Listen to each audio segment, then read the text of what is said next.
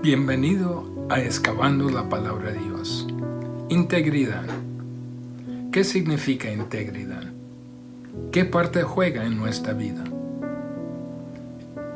En breve comenzaremos a explorar esa palabra integridad, a terminar esta epístola de Tito de Temple Comprobado. Siendo en forma de Dios, Rey de toda la creación, de siervo se vistió, hasta lo sumo se humilló, sufrió la muerte en su misión, horrenda muerte en una cruz. Inmenso amor le hizo descender a servir al pecador. Gracia sin igual, Cristo demostró, dio su vida a mi favor.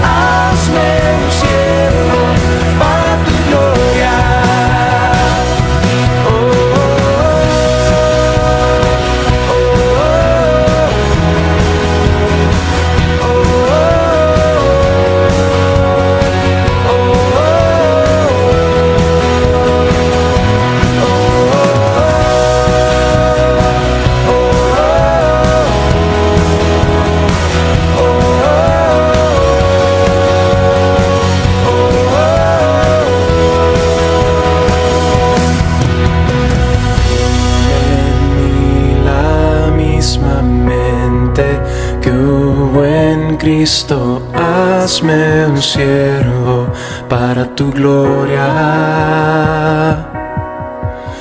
Tomaré mi cruz, te seguiré, Jesús, hazme un siervo para tu gloria.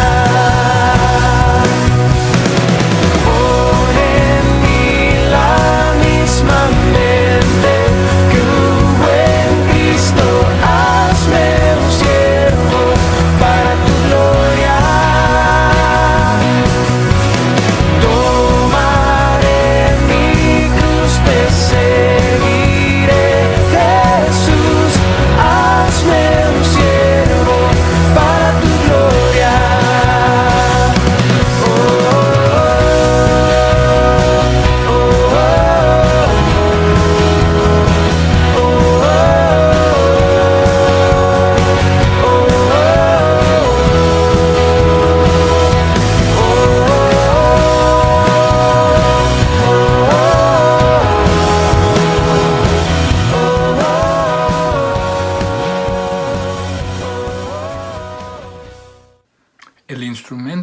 vital para un guerrero en tiempos bíblicos era su espada.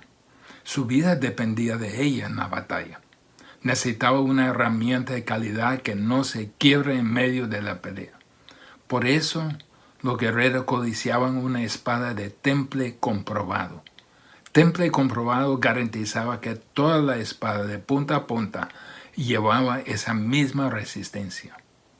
No podría contar con una espada que fue parcialmente templada y parte no. Necesitaba un temple uniforme.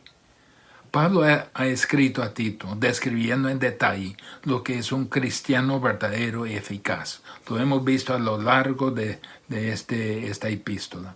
Un cristiano funcional en todo contexto. Un cristiano de temple comprobado. Describió lo que debe ser aquel cristiano, cómo debe vivir aquel cristiano, cómo aquel cristiano debe relacionarse con Dios. Nada de fachadas, nada de solo apariencia, sino cristiano, como dicen aquí, de hueso colorado. Así de totalmente de cada célula. No se necesita cristianos falsos, se necesita cristianos genuinos para vivir de tal manera que el mundo puede ver que nuestro Dios salva a los pecadores. No solo se necesitan cristianos que predican y hablan de la gran salvación de Dios, sino juntamente con la prédica y con la hablada, también los que respaldan sus palabras con la manera que viven en pureza y santidad. Se necesitan cristianos de calidad uniforme, afectando al mundo sin ser afectados por ello. Pablo resalta que cada creyente, desde los que sirven como ejemplo a la grey de Dios, a los ancianos, desde los ancianos a cada miembro de la congregación, no importa su edad, no importa su estación en la vida, cada uno debe vivir de acuerdo a la fe que profesa. Debe vivir en integridad, calidad uniforme, sin hierros, sin deficiencias, sino con constancia y consistencia. La integridad de cristiano forma la base de testimonio a la gran salvación que ofrece Dios a la humanidad. Deben dar un ejemplo de cómo cada persona debe relacionarse con Dios. Una relación verdadera y eficaz que transforma la vida. No puede ser intermitente ni parcial. En cada aspecto de su vida debe mostrar que Dios permea todo rincón de su vida. Debe mostrar la integridad de su fe en medio de un mundo malo y perverso, en el cual resplandece como luz, la luz de un faro, señalando a Jesús.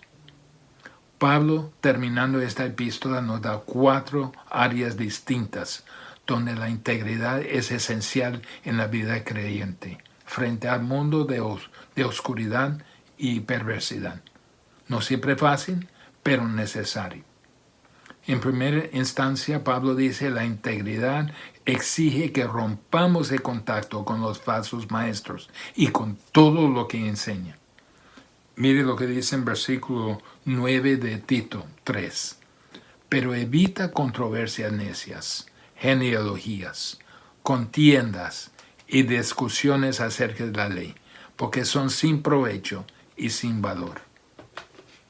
La integridad necesita hombres piadosos y ejemplares que velan por la veracidad, por la verdad de la palabra de Dios. Cada uno debe ser hombre retenedor, como dice en Tito 1:9, retenedor de la palabra fiel, tal como ha sido enseñada, para que también puede exhortar con sana enseñanza y convencer a los que contradicen. Frente a los falsos maestros, la iglesia debe tener hombres que son capaces de refutar y convencer a los que contradicen. Se los necesita como defensores de la pureza de la enseñanza, de la doctrina, la cual forma la base de vida, que es la base para testificar de Cristo en el mundo. Mire, el peligro es real. En Creta, tal como en nuestro tiempo, hay un número de hombres que dicen ser siervos de Dios, que dicen ser llamados, que dicen ser ordenados, que dicen ser consagrados. Dicen que lleva la verdad divina, pero son mentirosos. Pablo ya los había señalado en el primer capítulo de Tito, en versículo 10. Dice, rebeldes, habladores vanos y engañadores. Es que no se sometan a la autoridad bíblica, no saben nada, dice. Profesan conocer a Dios, pero con sus hechos lo niegan, siendo abominables y desobedientes e inútiles para cualquier obra buena. Las buenas obras son como evidencia de una vida transformada. Ellos no lo producen. No lo producen lo que hemos visto en Tito 8. Al final, estas cosas son buenas y útiles a los hombres. Ellos no lo producen. Producen lo contrario, lo que son malos y lo que es inútil. Los falsos maestros representan un verdadero peligro para la congregación. Se caracterizan por controversias necias, dice, pero evita cuestiones o controversias necias. Atacan a lo que es históricamente verdadero con enseñanzas controversiales, novedosas interpretaciones. La palabra necia aquí significa lo que es absurdo, vacío y sin pelos en la lengua, hasta estúpido. Primera de Timoteo 6:4 habla de falsos maestros que tienen un interés morboso en discusiones y contiendas de palabras, de las cuales nacen envidias, pleitos, blasfemias, malas sospechas y constantes rencillas entre hermanos de mente depravada. Ellos pasan horas y horas argumentando, debatiendo sus especulaciones contra la verdad establecida de Dios. ¿Para qué? Para levantar preguntas que no tienen respuestas. Para levantar confusión. En última instancia, abandono de la fe de creyentes inmaduros o creyentes no fundados en la palabra. Aparentando como estudiosos, más bien son como una gangrena, como un cáncer que destruye. Se esconden dentro de la congregación como el cáncer se esconde en el cuerpo y hace su daño. Se caracterizan no solo por controversias necias, dice, se caracterizan por genealogías. ¿A qué se refiere eso? No se refiere a leer las genealogías escritas en la Biblia. Se refiere a la práctica de hacer interpretaciones alegóricas, medias locas y místicas en base a la lista de nombres en el Antiguo Testamento. Dicen que han descubierto una verdad secreta, escondido en las listas de nombres. Muchas veces tiene conexión a leyendas o mitos o fábulas que podrían tener coincidencia con uno o más nombres. Lo presenta como una revelación, como una verdad secreta que están descubriendo, que llega a suplantar la verdad verdadera. Y luego de ella se genera toda una creencia religiosa. Engañan a personas que son atraídas por lo misterioso, por lo místico, que quieren tener un entendimiento especial de las cosas espirituales. Pero es otro cáncer que destruye. Se caracteriza no solo por controversias necias y por genealogías, también por contiendas. Hombres envanecidos, ignorantes de la palabra de Dios. Mire lo que dice en 1 Timoteo 6:3. Lo describe a cabal. Enseñan otra cosa. No se conforman a las sanas palabras de nuestro Señor Jesucristo y a la doctrina que es conforme a la piedad. Levantan posiciones contrarias a lo que plenamente dice la palabra, lo que plenamente dice la Biblia. Produce fricción, disputas, constantemente batallando alrededor de la verdad, tratando de provocar división. Provocan batallas destinadas a cuestionar o a destruir la confianza en la palabra de Dios, la seguridad que uno tiene en la Escritura, la sensación de fe en la verdad de la Escritura. Entre más que se toleran, más destruye. Como hemos dicho, como la gangrena, como el cáncer. Se caracterizan por discusiones acerca de la ley. Literalmente dice que están peleando acerca de la ley. Hay falsos maestros que quieren el reconocimiento como maestros de la ley. Entran en discusiones infructuosas que no van a ningún lado. Entran en argumentos inútiles para que sean vistos como prominentes por su conocimiento elevado de Dios. Buscan la prominencia, de prestigio y alguna ganancia de todo tipo, sea de fama o de económica. Pero es una fachada, porque son ignorantes de las Escrituras y llevan en error a mucha gente. Frente a eso, Pablo dice que la congregación debe tomar cartas seriamente en esta instancia. No puede solo tolerar el status quo.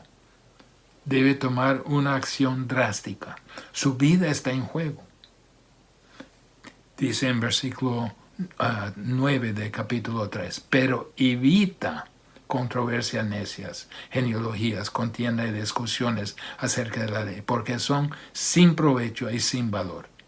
No puede dejar que crezca la gangrena, no puede dejar que crezca el cáncer en el cuerpo de Cristo. Hay que tomar acción. ¿Cuál es esa acción? Evita. Es un verbo imperativo, es un mandato. Indica una acción continua. Lo que se traduce aquí como evita tiene el sentido de tratar a alguien con indiferencia, de darle la espalda e ir por la dirección opuesta. Darse vuelta para evitar involucrarse con alguien o algo. Literalmente dice, ni se quede viendo como espectador. La responsabilidad que tenemos hacia los falsos maestros es de romper el contacto con ellos y con todo lo que enseñan. Debemos dar la espalda y caminar en la dirección opuesta. Debemos sacarlos de nuestra vida como un cáncer incurable. Yo sé que hay gente que escuchan a algunos de ellos en la televisión o en el radio. Rompa el contacto con ellos porque los van a contagiar. Es crucial que se confrontan a esos falsos maestros y que la congregación sea aislada, protegida de ellos. No se juega con gangrena, no se juega con el cáncer, lo extirpa. No baje a su nivel de ignorancia por argumentar y pelear con ellos. Debemos mostrarle su error, que entienda el error. Proclame la verdad de la gran salvación que hemos visto en versículos 4 a 7. La verdad de nuestra salvación. Resalta la responsabilidad de la congregación también a desarrollar líderes piadosos que son capaces de confrontar y convencer a los que contradicen la palabra de Dios. Yo sé que en muchas iglesias la gente viene y se van, no se preocupan por desarrollar líderes capaces que conocen a fondo la palabra de Dios. Pero no podemos darnos el lujo. La congregación debe desarrollar líderes piadosos que son capaces de confrontar y convencer a los que contradicen la palabra de Dios.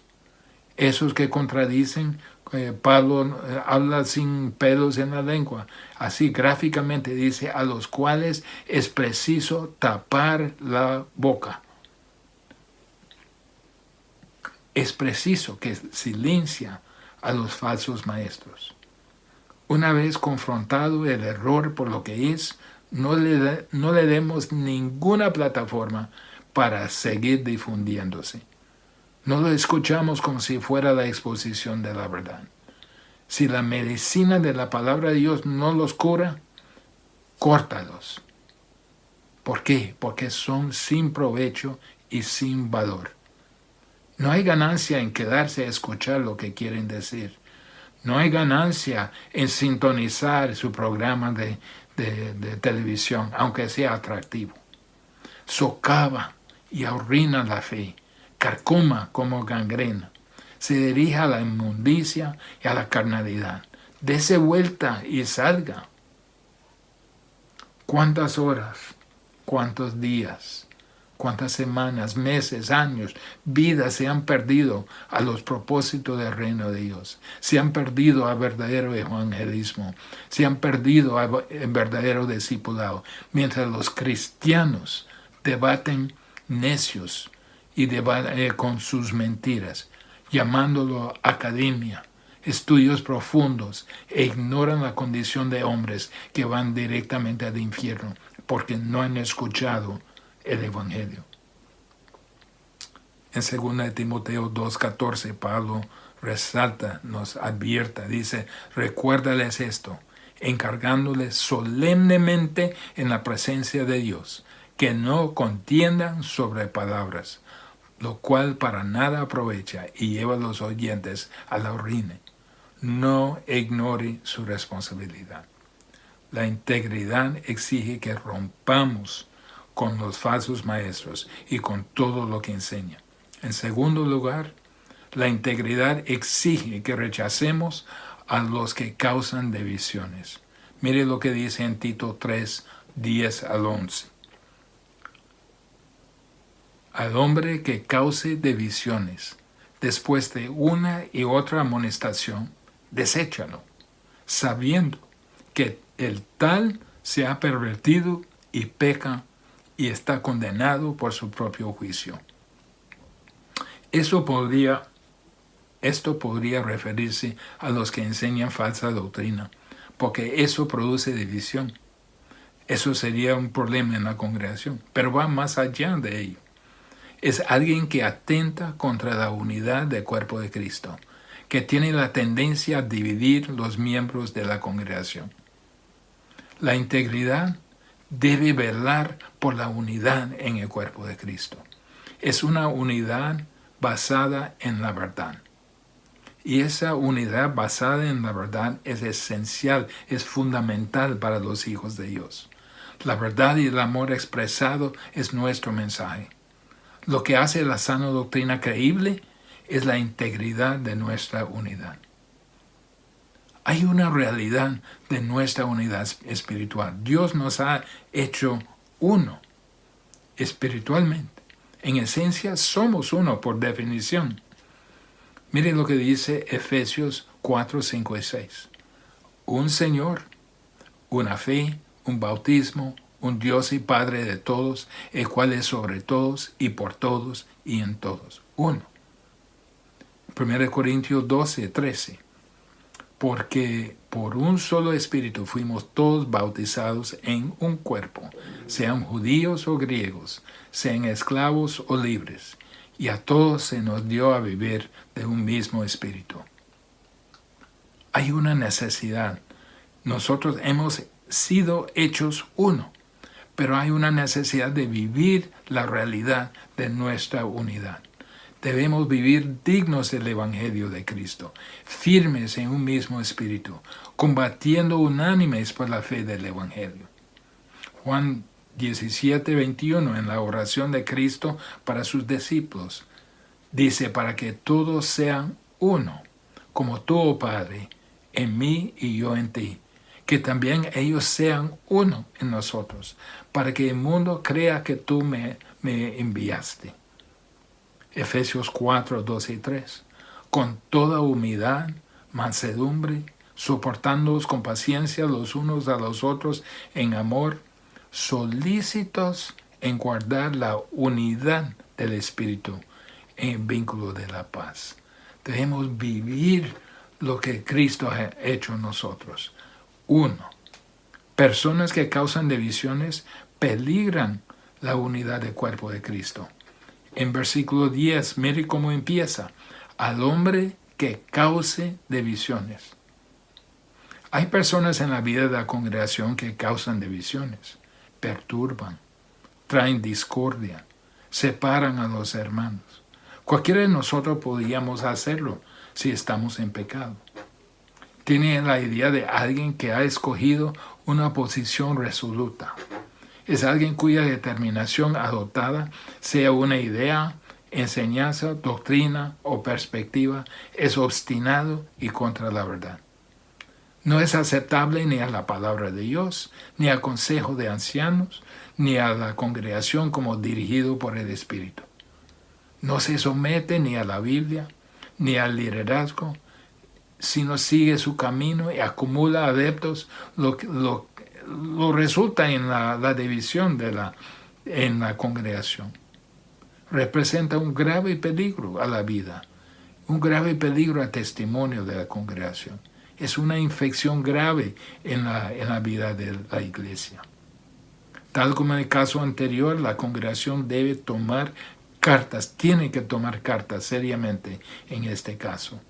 Versículo 10, al hombre que cause divisiones, después de una y otra amonestación, deséchalo. Son palabras fuertes. El verbo de mandato es deséchalo. No tenga nada que ver con él. Como dice en Mateo 18, 17, tenerlo por gentil y publicano. Córtelo de la comunión de la congregación. Realmente se habla de la disciplina eclesiástica. Dice después de una y otra amonestación. La palabra aquí para amonestación tiene que ver con la consejería, de darle consejo. Es un término que se usa para aconsejar a alguien. Siga el proceso de la disciplina en la iglesia. Primero, vaya a él a solas. Si no se arrepiente, va con 2 o 3. Varias veces, si no se arrepiente, lo trae a la congregación para que lo persuade a arrepentirse. Si no, dice, trátelo como gentil o publicano. Va varias veces a advertirle, porque el fin de la intervención es que se arrepienta y sea restaurado. Toda disciplina bíblica en la congregación es así. Según la Tesalonicenses, capítulo 3, versículo 14 a 15, nos da más consejo en esa área. Si alguno no obedece a lo que decimos por medio de esta carta, a ese señaladlo y no os juntéis con él para que se avergüence.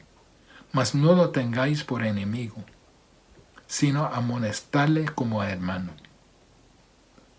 Da por hecho que es un hermano, es parte de la familia de Dios, es parte de nosotros, pero está en pecado.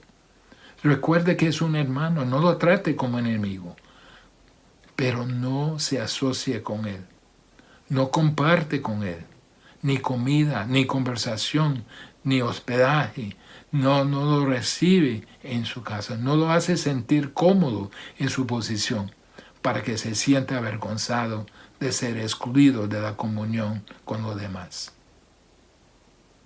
Usted dice, eso es muy drástico, pero es necesario, sabiendo que tal se ha pervertido. Es un individuo pervertido, corrupto por la decisión que ha tomado, la decisión intransigente. Tiene la verdad, ha sido enseñado en la verdad, le han advertido su error. No es un pagano que nunca ha escuchado la verdad, sabe la verdad, sabe lo que es deseado, pero persiste en su pecado de división. La palabra en el versículo que dice y peca, indica que sigue pecando, tiempo presente, continúa en un camino de creencia, actitud y acción contraria a la palabra de Dios y contra su voluntad. Está condenado, dice el versículo, por su propio juicio.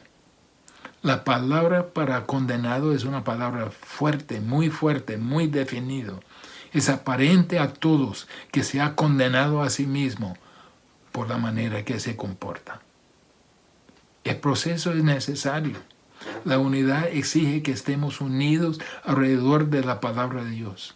Si tolera a los que dividan la congregación alrededor de divergentes interpretaciones de la palabra de Dios, la congregación no podrá vivir en unidad, no podrá cumplir la voluntad de Dios. Más bien, lleva a la congregación a tolerar y vivir en pecado. La integridad exige que rechacemos a los que causan las divisiones. En tercer lugar, y tal vez más positivamente, la integridad exige que ayudemos a los colaboradores. Eso lo vemos en versículos 12 a 13 de Tito 3.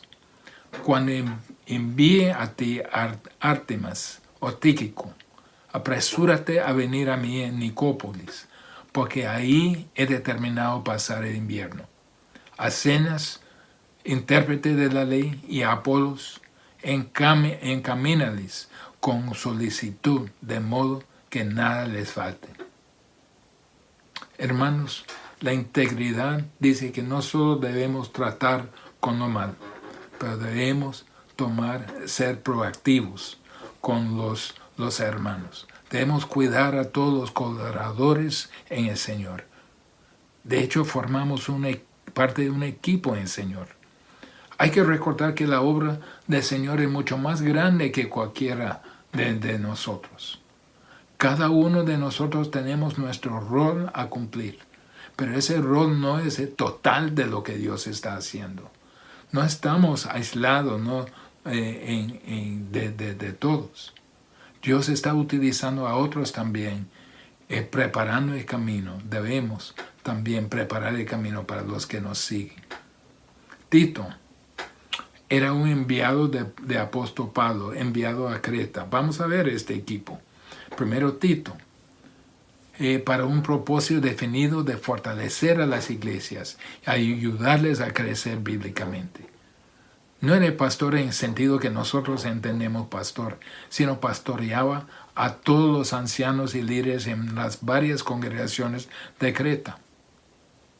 Llegará el tiempo cuando dejaría a Creta, terminando su rol ahí, y Dios suplirá a otro siervo para continuar la función que Dios había iniciado en Creta.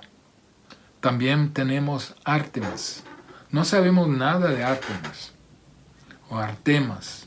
Solo sabemos que contaba con la confianza de Pablo y por ello era capaz de continuar después de Tito en Creta. O Tíquico acompañó a Pablo en uno de sus viajes misioneros. Lo hemos visto en varios lugares de las epístolas de Pablo. Llevó las epístolas de Efesios y de Colosenses a Éfeso y a Colosa. En Colosenses 4:7 lo describe como amado hermano y fiel ministro y consiervo en el Señor. Era dispuesto a lo que Dios le indicaba hacer. A Zenas. Lo único que sabemos de Zenas es que era abogado, experto en la ley. No sabemos más de él, salvo que servía a Dios al lado de Pablo. Buena recomendación.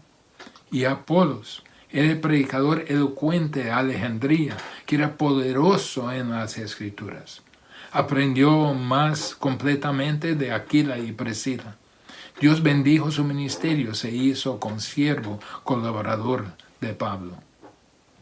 ¿Qué debemos hacer con ellos? Encamínales con solicitud, de modo que nada les falte. Encamínales, llene su necesidad. Cuando pasen por donde usted, asegúrese que no falte nada. Puede ser necesidad espiritual, ánimo, algo material, comida, abrigo, hospedaje, lo que sea. Están en la actividad del Señor, actividad misionera. Me pregunto, ¿a cuántos colaboradores, a cuántos consiervos hemos nosotros ayudado? Con solicitud. La palabra solicitud tiene el sentido de diligencia, con disposición, con intención, con pasión. Somos parte de un equipo, todos interdependientes. Necesitamos apoyarnos con confianza, sabiendo que todos tenemos un rol a cumplir. Apoyemos el uno al otro, confiando y delegando funciones, lo que sea mejor para la causa de Cristo. Dice Pablo, apresúrate a venir a mí en Nicópolis, porque allí he determinado pasar el invierno. No dejemos de invertir en la vida de los demás. Pablo quiso más tiempo con Tito para aportar más a su vida. Por eso enviaría a Artemas o Tíquico para sustituir a Tito. Aunque servimos a Dios en un lugar, una función, Dios nos podía llamarnos a otro lugar o otra función. Somos parte de algo más allá de nuestra función local. Y si Dios nos llama afuera, nos proveerá alguien que continúe su obra donde hemos estado sirviendo antes. Y somos colaboradores y debemos cooperar y ayudar diligentemente para que no les falte nada. Ayudémonos el uno al otro. Por último lugar, la integridad exige que amémonos fielmente los unos a los otros. Tito 3:14. Y aprendan también los nuestros a ocuparse en buenas obras para los casos de necesidad, para que no sean sin fruto. Ocuparse en buenas obras para los casos de necesidad. No solo debemos ayudarles a los colaboradores de la obra de Dios, sino debemos ayudar los unos a los otros entre nosotros. Debemos aprender a ocuparnos en buenas obras. Obras que Dios produce en nosotros. Pablo lo ha enfatizado por toda la carta. Tito 3:1. Que sean dispuestos a toda buena obra. En Tito 3:8. Procuran ocuparse en buenas obras. En Tito 2:12, enseñándonos que renunciando a la impiedad, a los deseos mundanos, vivamos en ese siglo justa y piadosamente. Debemos dar testimonio. ¿Por qué? Tito 2:14 dice, Dios quiere purificar para sí un pueblo propio, celoso de buenas obras. Todos debemos aprender a ocuparnos en buenas obras para llenar las necesidades urgentes. ¿Pero qué quiere decir ocuparse en buenas obras? Amar el uno al otro, llenando necesidades urgentes. La vida está llena de estos, ¿verdad? Personas se ocupan en buenas obras, se aman fielmente el uno al otro. Es por nuestro amor que somos conocidos, particularmente en la congregación, para que no seamos sin fruto. ¿Por qué necesitamos fruto? Ese fruto que testifica del poder de Dios para salvar y de su gracia. Una vida sin fruto no es buen testimonio al poder de Dios para salvar, ni a su gracia. No nos deja que alumbre vuestra luz delante de los hombres, para que vean vuestras buenas obras y glorifiquen a vuestro Padre que está en los cielos. Eso es lo que se debe hacer. Y las evidencias de eso son esas buenas obras. Hemos visto que la integridad exige que evitemos, que rompamos el contacto con los falsos maestros y con todo lo que ellos enseñan. También la integridad exige que rechacemos a los que causan divisiones, pero también nos exige que apoyemos a los colaboradores, los consiervos, y en última instancia que exige que amemos fielmente los unos a los otros. De todo lo que aprendimos en Tito se resume en esa palabra, integridad. Temple comprobado. Mantener la integridad es vital. Aunque requiere decisiones difíciles, es esencial, porque de ella depende la efectividad de nuestro testimonio del poder de Dios para salvar y transformar. Que nuestras vidas no impidan el Evangelio, sino que aceleren el impacto de las buenas nuevas en los que no conocen a Cristo. Oremos. Padre, el reto está delante de nosotros. Que nuestras vidas sean de temple comprobado, uniforme calidad. Que temple que de punta a punta, que demostremos la integridad de vida que tú requieres en nosotros, para que tú lo señales como señalaste a Job, para que otros vean y vean el poder tuyo para salvar, para transformar. Que seamos luz, para que otros vean nuestras buenas obras y glorifiquen a ti y llegan a tus pies. En nombre de Jesús. Amén.